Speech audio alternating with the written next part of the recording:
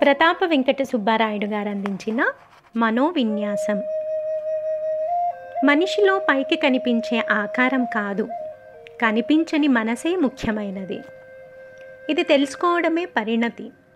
ఒకప్పుడు మహోన్నత ఆచార్యుల సంరక్షణలో మొక్క దశలోంచి సంపూర్ణ ఫల పుష్పాలను అందించే వృక్షదశలోకి మారిన యువత ఉత్తమ సంస్కారవంతులుగా వెలుగొందేవారు. సంఘానికి తమ వంతు సేవ చేసేవారు. ఒకప్పటి మహర్షులు, మాననీయులు, శాస్త్రజ్ఞులు, కళాకారులు, నాయకులు మనసుతోనే విశ్వవిఖ్యాతులయ్యారు. నేటికి మన్ననలు అందుకుంటున్నారు. మొదటి చూపులో ఎదుటివారి పట్ల సదభిప్రాయమో దురభిప్రాయమో కలగడానికి మనసే కారణం. పంచేంద్రియాలు సేకరించి అందించిన విషయాలను క్రోడీకరించి మనసు తీసుకునే అభిప్రాయం ఆ మనిషి వ్యక్తిత్వం మీద ఆధారపడి ఉంటుంది. కొంతమందిని చూస్తే పెట్టబుద్దవుతుంది, మరికొంతమందిని చూస్తే మొట్టబుద్దవుతుందనే సామెత అలా పుట్టిందే. మనిషి నికార్సైన వ్యక్తిత్వంతో నిప్పులా బతకడానికి, గడ్డిపోచ కన్నా తేలికైపోవడానికి మనసు ప్రధానం. శరీరానిదేముంది, మనసు ఎటు తిప్పితే అటు నడుస్తుంది, చేయమన్నది చేస్తుంది.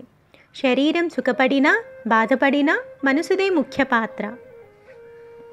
శారీరక మానసిక ఆరోగ్యాలకు మనసే హేతువు. రోగి శరీరాన్ని పరీక్షలతో మనసును మాటలతో అంచనా వేసి మందివ్వగల వైద్యుడే రాణిస్తాడు. మనలో ఉండి మనల్ని తప్పుదారి పట్టించేది మనసే. మనోవిన్యాసం ఊహాతీతం. తాడును పాముగా భ్రమింపజేస్తుంది, ఎండమావుల వెంట పరిగెత్తిస్తుంది. తెల్లనివన్నీ పాలు, నల్లనివన్నీ నీళ్లుగా నమ్మిస్తుంది. మంచిని చూడలేనంతగా, నిజాన్ని నమ్మలేనంతగా కళ్ళకు పొరలు కమ్మిస్తుంది. మనసు గారడీ అర్థం కాదు.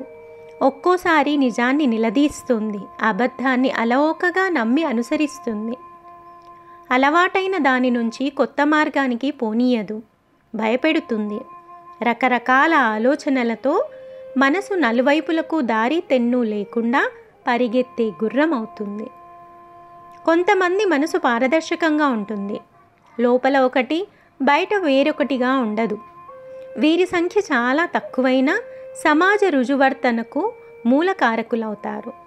ధర్మరక్షణ ప్రథమ విధి, పరుల సేవ పరమధర్మం.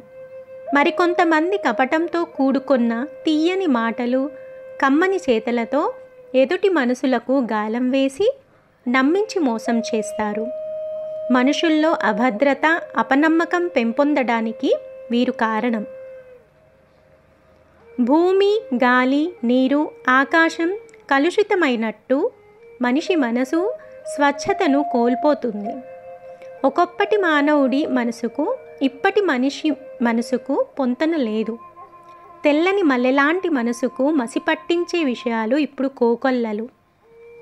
స్పర్శ, గ్రహింపు, ఆకళింపు, అభ్యాసం లాంటివి మనసు విషయంలో అర్థం కోల్పోయిన పదాలు. ఇప్పటి వేగం అత్యంత వేగంగా పయనించే మనసును సైతం అయోమయానికి గురిచేస్తోంది. అస్తవ్యస్తంగా పరుగులు తీస్తోంది. ప్రవర్తన, సమాజ అభ్యున్నతి, నూతన ఆవిష్కరణలకు మూల కారణమయ్యే మనసుకు తగినంత సమయం కేటాయించలేకపోవడం దురదృష్టం. ప్రశాంతమైన మనసుతో మనిషిగా ఎదగడంలోనే జీవితార్థముంది. ఇది తెలుసుకోవడమే పరమార్థం.